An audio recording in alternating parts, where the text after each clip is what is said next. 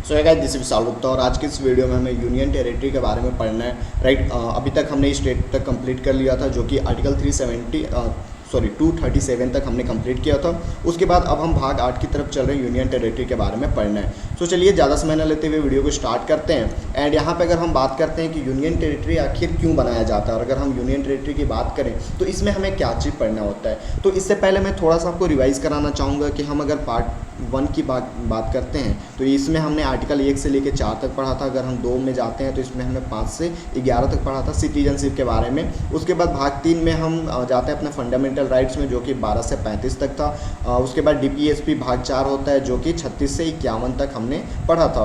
फिर हम आ गए थे अपने सेंट्रल में 5 जो कि था, और ये सबसे बड़ा हमारे पास था, जो कि 52 से लेके 151 आर्टिकल्स, पूरे 100 आर्टिकल्स इसके अंदर हमने पढ़े थे। इसी के अंदर हमने प्रेसिडेंट पढ़ा था, देन वाइस प्रेसिडेंट पढ़ा था, प्राइम मिनिस्टर पढ़ा था, राइट, मंत्रिमंडल पढ़े थे, ठीक है, काउंसिल ऑफ मिनिस्टर पढ़े थे, ग्रुप ऑफ मिनिस्टर पढ़े थे, supreme court, advocate general, CAG, सारा चीज़ इसके अंदर हमने पढ़ा था। सेम उसी तरीके से फिर हम स्टेट के बारे में पढ़े थे भाग 6 में, और जो कि स्टार्ट होता था 152 से और ये जाता था 237 तक, 237 तक।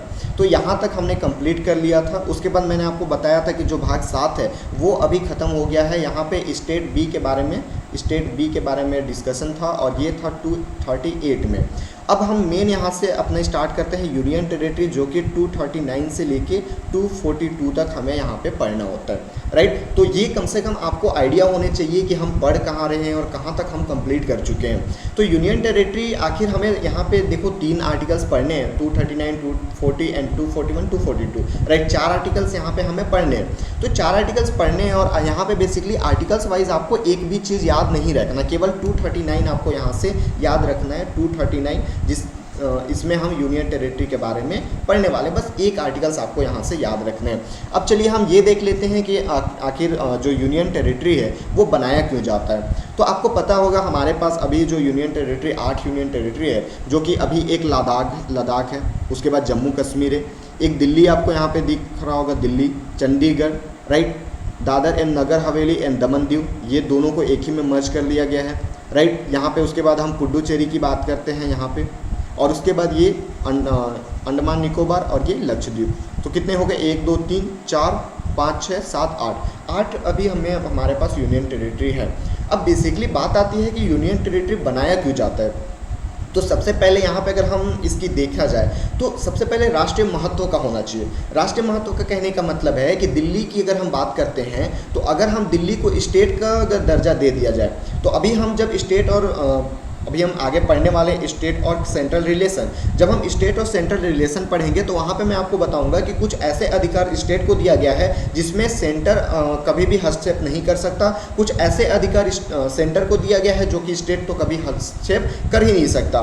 तो ऐसे में प्रॉब्लम हो सकता था, अगर सपोज अमेरिका का राष्ट्रपति यहाँ पे घूमने आते हैं, राइट, जो बाइडेन अगर यहाँ पे आते हैं और दिल्ली अगर राज्य होता और वो बोलता कि हम यहाँ पे आपको जगह ही नहीं देंगे, क्योंकि वो आएंगे तो भीड़ इकट्ठा होगा, और भीड़ इकट्ठा होगा तो ये बोलेंगे हम जगह ही नहीं देंगे। तो ये ऐसे हमारे देश की एकता और अखंडता की बात रहती है। तो दिल्ली जो है वो हमारे पास राष्ट्रीय महत्व की एक तरह से हम बात करते हैं, राष्ट्रीय महत्व से देखा जाता है। तो अगर पहला स्टेप हम देखना चाहें तो हम यूनियन टेरिटरी क्यों बनाते हैं, तो राष्ट्रीय महत्व का होना चाहिए। राष्ट्रीय महत्व में कौन सा है, तो एक आपको दिल्ली देखने को मिलता है। उसके बाद उसी तरीके से अगर हम बात करें अखंडता की बात करते हैं, अखंडता मतलब आप देख सकते हो कि जम्मू कश्मीर का कितना बड़ा मुद्दा, अभी 370 आया था तो कितना बड़ा मुद्दा हुआ था। और अगर हम इसको अगर यूनियन टेरिटरी नहीं रखते, क्योंकि सबसे पहले जब तक ये 370 था, 370 आपको लगता होगा 370 कंप्लीट खत्म हो गया है, लेकिन ऐसा नहीं है। मैं आपको ये चीज़ बताना चाहता हूँ अभी कि आप किसी के सामने ये मत बोल देना कि 370 खत्म हो गया है, क्योंकि 370 अगर खत्म हो जाता है तो जम्मू कश्मीर भी हमारा राज्य रहेगा ही नहीं। 370 के अंदर कुछ पार्ट्स थे, उसको बस कंप्लीट खत्म किया गया। ठीक है, छोड़िए, इसके बारे में हम आगे बात करेंगे। अभी अगर हम देखें कि अखंडता की अगर हम बात करते हैं लद्दाख और जम्मू कश्मीर की, तो सबसे पहले वो तो स्टेट था, और जब स्टेट था तो आप देख सकते थे पाकिस्तान कितना वहाँ पे करता था, और वहाँ के जो मुख्यमंत्री थे वो अलग ही अपना चलते थे, वो उनको भारत में नहीं रहना, ये बहुत ही लफड़ा होते रहता था। तो इस तरीके से अखंडता की अगर हम बात करें, अखंडता के नाम पे अगर हम देखें तो यहाँ पे 2 चीज़ हमें देखने को मिलता है, कौन कौन, जम्मू एंड कश्मीर और लद्दाख। तो ये चीज़ 2 हमें यूनियन टेरिटरी है अखंडता के नाम पे देखने को मिलता है। सेम उसी तरीके से विवाद अगर हम देखें, विवाद भी तो हो सकता है 2 राज्यों के बीच।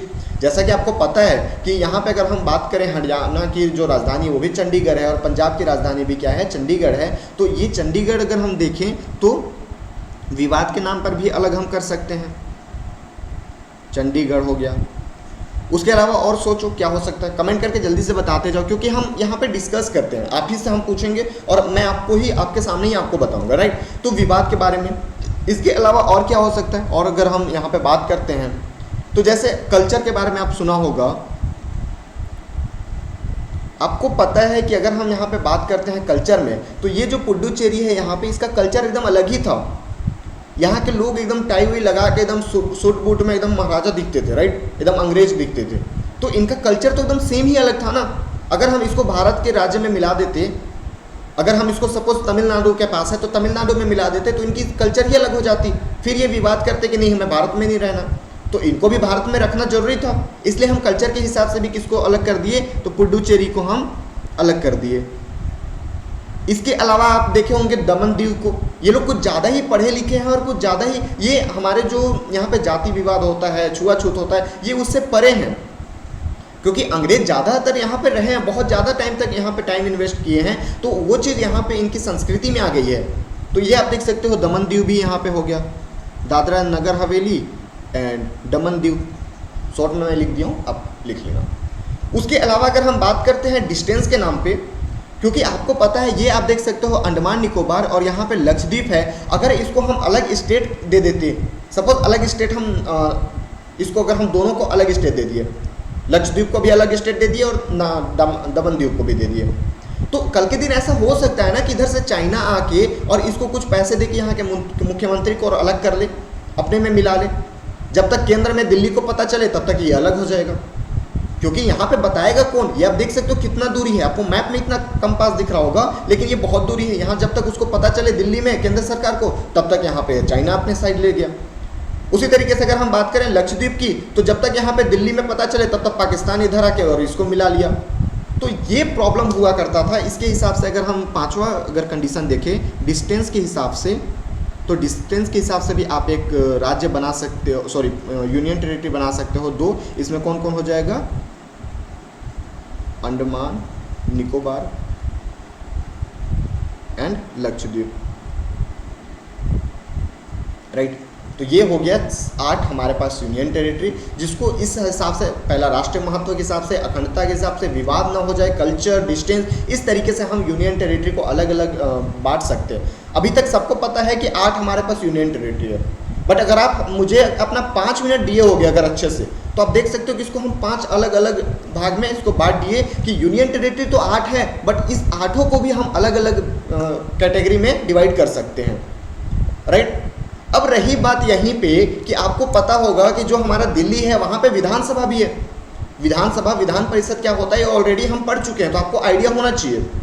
तो दिल्ली में आपको पता है कि विधानसभा है, उसी तरीके से लद्दाख और जम्मू कश्मीर में भी आपको पता है कि विधानसभा है वहाँ पे। लेकिन सेम उसी तरीके से अगर हम बात करें अंडमान निकोबार, लक्षद्वीप, पुडुचेरी, दमन द्वीप, तो यहाँ पे तो विधानसभा नहीं है। तो अब यहाँ का प्रशासन कौन चलाएगा? जैसे अगर हमारे पास स्टेट होता था तो वहाँ पे मुख्यमंत्री होता था, विधानसभा होता था, तो वो उस तरीके से अपना शासन वहाँ पे चलाता था। लेकिन सेम अगर हम यहीं पे बात करते हैं तो कौन चलाएगा? क्योंकि यहाँ पे तो मुख्यमंत्री होंगे नहीं। तो यहाँ पे बात आती है, 2 चीज़ होते हैं, एक प्रशासक, एडमिनिस्ट्रेशन, और एक होता है यहाँ पे आपका, ये किसको रिपोर्ट करता है? ये रिपोर्ट करता है प्रेसिडेंट को डायरेक्ट, और एक होता है वाइस गवर्नर या डिप्टी गवर्नर, उपराज्यपाल। ये भी सेम यहाँ पे किसको करता है? ये अगर हम यहाँ पे बात करते हैं तो यहाँ पे विधानसभा भी होता है और सीएम भी होता है, लेकिन कहाँ पे होता है? जहाँ पे जनसंख्या ज़्यादा होता है। जहाँ पे जनसंख्या ज़्यादा होता है वहाँ पे विधानसभा होता है, और विधानसभा होगा तो सीएम भी होगा, ठीक है, और इसके लिए उपराज्यपाल भी होगा। लेकिन जिसका जनसंख्या बहुत ही कम है, जनसंख्या जिसका बहुत ही कम है, वहाँ पे तो एडमिनिस्ट्रेशन होगा, प्रशासक होगा। तो अब हम चलिए देखते हैं कि कहाँ कहाँ पे विधानसभा है और कहाँ कहाँ पे आपका गवर्नर गवर्न करता है। तो सबसे पहले अगर हम बात करते हैं कि ये जो हमें तो पता चल गया कि जहाँ पे विधानसभा होगा तो यहाँ पे चीफ मिनिस्टर भी होंगे, लेकिन जहाँ पे एडमिनिस्ट्रेटिव होगा, प्रशासक होगा, वहाँ पे कौन होगा? तो वही आप लोग ही होगे जो भी यहाँ पे यूपीएससी एग्ज़ाम दिलाता है। तो ये अगर हम यहाँ पे बात करते हैं क्या क्या पोस्ट है, आईएएस है, आईपीएस है, आईएफएस है, आईआरएस है, तो इसमें जो भी रिटायर हो जाते हैं या फिर अगर हम यहीं पे बात करते हैं कि ये ज़्यादा दिन तक इनका एक्सपीरियंस हो जाता है, फिर इसको एडमिनिस्ट्रेशन में भेज दिया जाता है, एडमिनिस्ट्रेटिव बना के, राइट। तो यही चीज़ यहाँ पे जाते हैं और वहाँ पे ये जो भी रिपोर्ट करना होता है वो प्रेसिडेंट साहब को करते हैं। अब रही बात कि कहाँ कहाँ पे कौन क्या है, तो उसके बारे में अगर हम देखें तो जो छोटा हो, दो कंडीशन है, या तो छोटा हो या फिर जनसंख्या कम हो, पॉपुलेशन कम हो। तो छोटा है, छोटा में कौन कौन आ जाता है? तो यहाँ पे आपको पता होगा, जो अगर हम यहाँ पे बात करते हैं तो सबसे पहले देखा जाता है दमन दीव एंड दादरा नगर हवेली, ठीक है। पहले ये अलग अलग हुआ करता था, लेकिन अभी इस दोनों को एक ही में मर्ज कर दिया गया है, तो दोनों एक ही है। तो ये चीज़ मैंने आपको यहाँ पे दिखाया था, आप देख सकते हो कितना छोटा है, और ये इतना छोटा यहाँ पे है, तो इसके लिए क्या हम विधानसभा बनाएंगे? तो इसके लिए हम विधानसभा नहीं बनाते हैं, इसके लिए हम यहाँ पे क्या करते हैं, एडमिनिस्ट्रेटिव ही भेज देते हैं। अब रही बात उसके अलावा और क्या है, लक्षद्वीप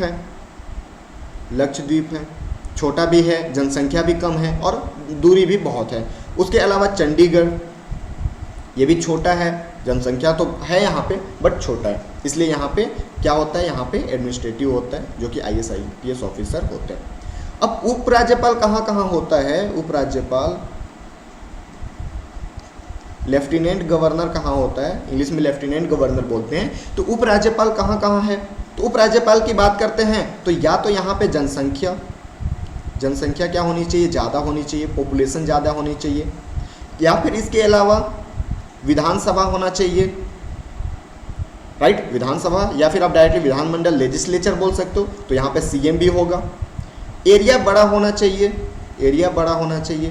लाइक अगर हम यहाँ पे एग्जांपल देखते हैं तो कौन कौन हो जाएगा, जम्मू एंड कश्मीर, एरिया बड़ा है, जनसंख्या ज़्यादा है, ठीक है, इसलिए विधानसभा बनाया गया है। उसके अलावा लद्दाख आप देख सकते हो, दिल्ली आप देख सकते हो, पुडुचेरी आप देख सकते हो, ठीक है, अंडमान निकोबार देख सकते हो। अंडमान निकोबार बड़ा है, जनसंख्या भले ही वहाँ का कम है, लेकिन अगर हम एरिया देखें तो एरिया वाइज तो बड़ा है। तो इस तरीके से हमने दो भाग में अगर बांट दिया, तो ये चीज़ आप एक बार फिर से चलो हम यहाँ पे मैप के थ्रू देख लेते हैं। तो मैप के थ्रू अगर देखने की कोशिश करते हैं तो किसको किसको हम कहाँ पे बांटे हैं, अगर ये देखना चाहिए तो सबसे पहले अगर हम उपराज्यपाल की, लेफ्टिनेंट गवर्नर की बात करते हैं तो वो कहाँ, ये हमारा हो जाता है आपका अंडमान एंड निकोबार। सबसे पहला आप यहाँ पे ध्यान रखोगे, अंडमान और निकोबार में विधानसभा है, पुडुचेरी में भी है, लद्दाख में भी है और जम्मू कश्मीर में भी है और यहाँ पे दिल्ली में भी है। तो 1 2 3 4 5 जगह तो हो गया। इसके अलावा अगर हम बात करते हैं जहाँ पे छोटा है, जनसंख्या कम है और जिसमें प्रशासक रहता है, तो वो है आपका चंडीगढ़ है, दादर नगर हवेली और दमन दीव है, और इसके साथ साथ अगर हम बात करते हैं तो लक्षद्वीप है।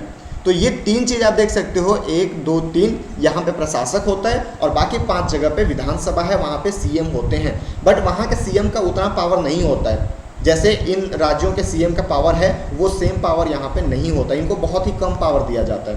ज़्यादा पावर प्रेसिडेंट साहब के पास ही होता है, सेंट्रल में भी होता है, दिल्ली में ही होता है। तो इस तरीके से आप देख सकते हो कि इनको पावर तो बहुत कम ही दिया है, लेकिन इनको विधानसभा दे दिया गया है कि आप अपना जो भी काम करना है वहाँ से आप काम कर सकते हो।